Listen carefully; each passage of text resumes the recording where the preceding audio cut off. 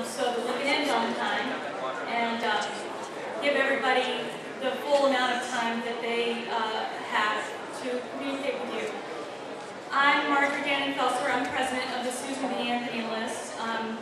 It was my great pleasure to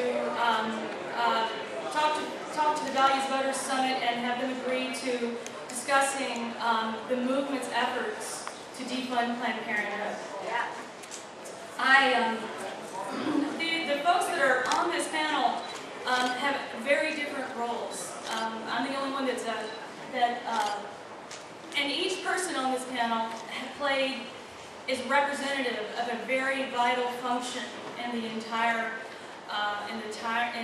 project to overturn to defund Planned Parenthood, the largest provider of abortion in this country. I'm going to first just real briefly introduce everybody so that you know who they are, and then I won't introduce them again so that they can just speak when they get here. Congressman Jordan is the head of the Republican Study Committee. In my view, the most important committee on the House side. He leads an enormous group of conservative Republicans in the House of Representatives, a very significant voting bloc on every single vote that comes down the pike in terms of what we care about. And certainly today, there is no one who is a stronger advocate for life than Congressman Jordan from Ohio. Something that I think is vitally important is that you know that he is a wrestler. I always think that it's a central part of who he is, and I think you'll understand when you hear him speak. He was a 4-time state champion in wrestling with a career of 150 to 1. What happened? I don't know. Must have been some double dealing going on, trading off of votes. And he's a 2-time NCAA wrestling champion. So this is a champion in many ways, spiritually, morally, and clearly physically as well. He has 4 children and is a devoted husband and father. I'm just so glad that he is a great partner and ally. We spoke about every other day on the phone during the CR fight where we were trying to defund Planned Parenthood. Lila Rose, at this point in history, needs no introduction. However, I want to say something about her. I could list a ton of things about all of her accomplishments, but the one thing that you cannot always say in an introduction to DC is that she's just a truly good, great human being. Yeah, yeah.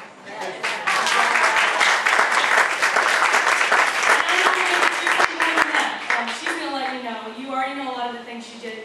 Her part in this effort was vital, and the timing was perfect in the videos that she released exposing Planned Parenthood.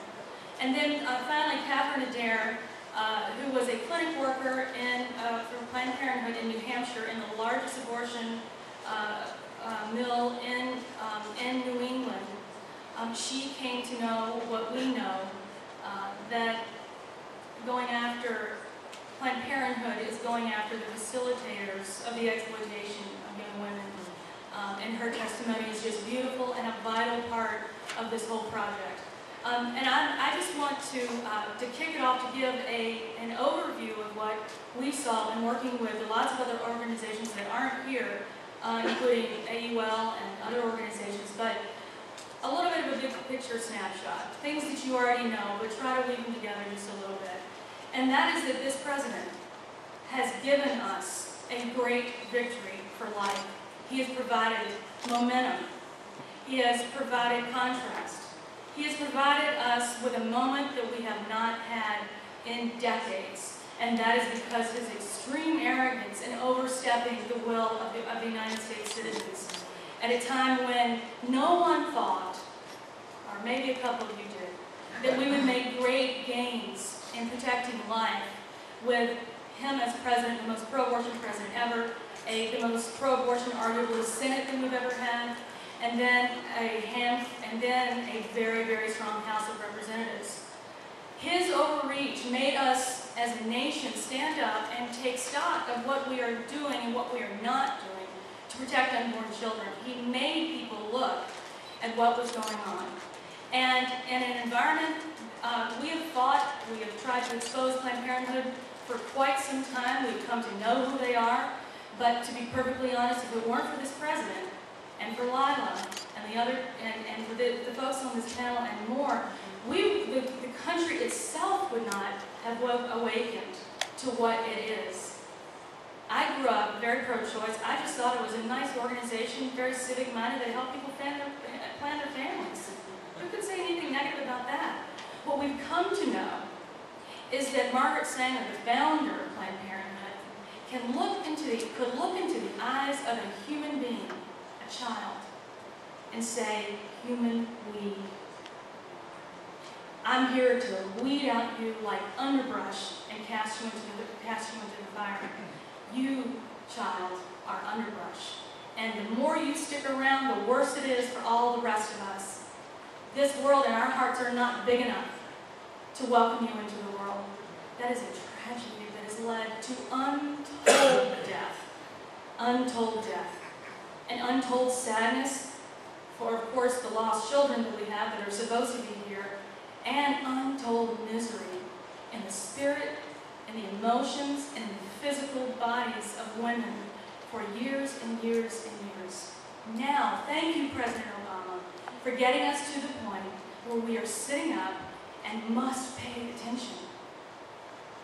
I want to leave you with this one thought, and that is, we truly are poised for great victory, certainly in defunding the largest abortion provider in the nation without question, but also to go way further than just stopping the killers. We have an opportunity in this next election to continue this momentum. It started on the federal level where we almost won, and went to the state level where we're fighting tooth and nail to defund.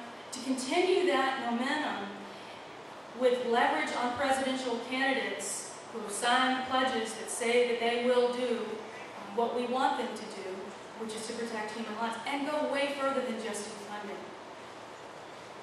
Protect every child that has been sent into our world with a purpose.